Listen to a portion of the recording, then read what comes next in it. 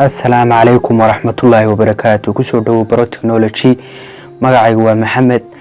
وحن هاي صارها فيديوغا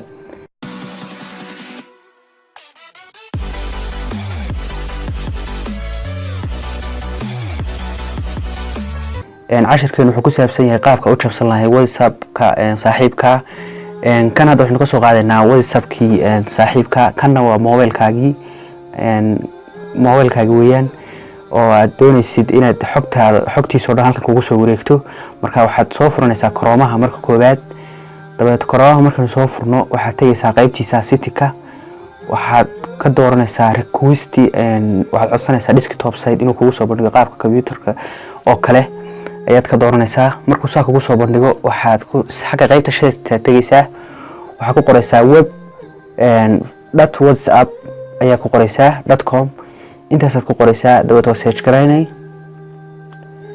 waynu sugaynaa xogaa wareegaya marka uu saan kugu soo saaro halkan wuxuu ku soo saarayaa code-kii code-ka marka halkan noo soo saaro QR code-ka qaybtan QR code-ka waa qaybtan u baahan waa qayb muhiim ah dabadeed mobilka friend-kaaga ama saaxiibkaaga ayaa imanaysaa ama mobilka rabtid inaad jabsatay WhatsApp-kiisa lagula wadaago xogtiisa dabadeed qaybta City-ka ayaa imanaysaa dabadeed waxaad tagaysaa qaybta ay ku qoran tahay WhatsApp web ayaa tagaysaa qaybta ay ku qoran tahay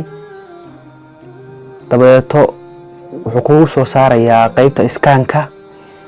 scan-ka mobilka kale koorkan uu kugu soo saaray iyo qaybta scan-ka ayaa isku beegaysaa si xogta oo dhan xaggan kugu soo wareegto mobilkaagan kale kugu soo wareegto dabadeed wuu scan gareeyay xaggan inoogu soo wareegtaa deerto already xogtiisii oo dhan ama wax kasta oo message oo diro xaggan inoogu soo dhacayaan qaybtan WhatsApp web waad aragtaan hadda qaybtan ayuu waxa xogta oo dhan ay kugu soo dhacaysaa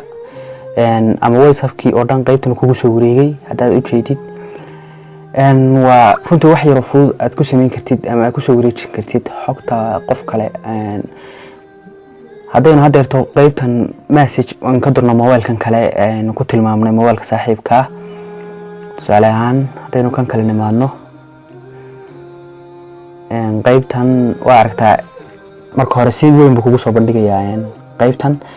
mobilka hore kan kale hadaynu nimaadno ama mobilkan saaxiibka aan nimaadno aynu tijaabino bal waxyaabaha xaggan kugu wareegi kara aynu samayno wax loo yaqaano chatting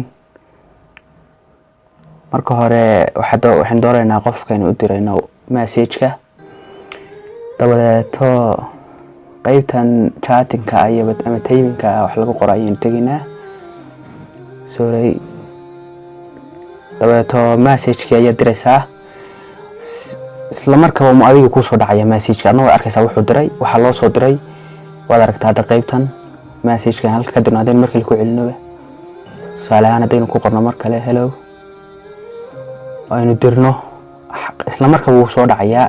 chatkaas ayuu diray ama qaybtana soo furno isla markay halka ka qorno isla ilbiriqsigaba qaybtan kale ayaa ku arkay hadda markaan saa u diro qaybtan hello markaan qoro oo send yiraahdo qaybtan hadeerto qofka waa aragtaa send markaan yiraahdo isla markaba halkan iga soo baxaysa wuxuu diray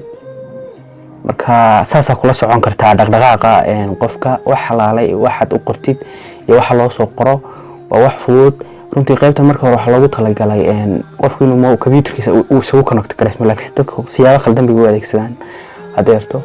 laakiin waxaan rajaynayaa inaad ka faa'iiday casharkan